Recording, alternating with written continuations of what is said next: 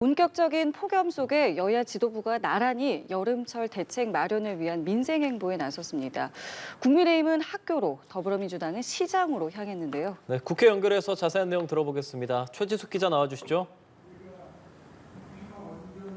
네, 일본 후쿠시마 원전 오염수 문제를 놓고 충돌을 이어온 여야가 오늘은 나란히 민생 행보에 나섰습니다.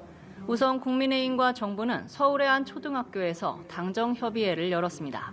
지난 겨울 난방비 대란에 이어 올해는 여름철 냉방비 부담 우려가 커지면서 이에 대한 지원책을 논의하기 위해서인데요. 특히 정부가 최근 공교육 정상화를 내걸며 교육 현장 지원 대책 마련을 강조하기 위해 장소를 학교로 잡은 것으로 풀이됩니다. 국민의힘에선 김기현 대표를 비롯한 지도부가, 정부에선 산업통상자원부와 교육부 관계자가 함께 머리를 맞댔습니다. 더불어민주당 지도부는 서울 관악구 신사시장을 찾습니다.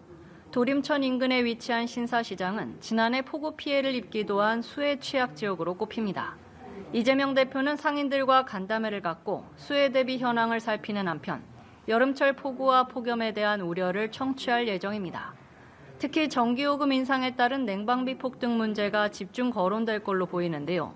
이 대표는 정부를 향해 빠른 대책 마련을 촉구할 전망입니다.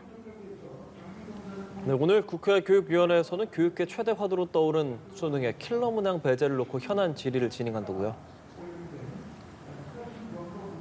네, 그렇습니다. 오늘 국회 교육위원회에선 오늘 오후 전체 회의를 열어 킬러 문항 배제 관련 현안 질의에 나섭니다.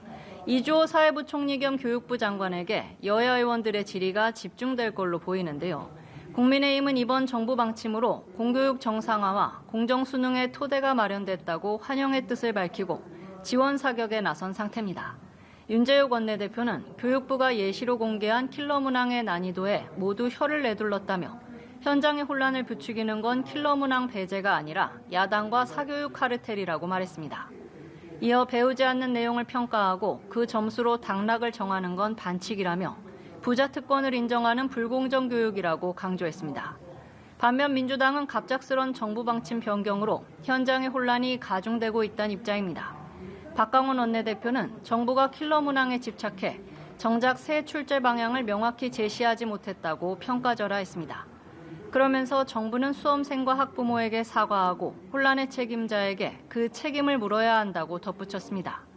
야당에선 새 교육행정 정보 시스템인 4세대 나이스 오류에 따른 혼란상도 지적하고 있어 이 역시 교육위에서 도마에 오를 걸로 보입니다. 또 새 방송통신위원장 내정설이 나온 이동관 대통령실 대외협력특보에 자녀 학교폭력 의혹을 놓고도 여야의 신경전이 예상됩니다.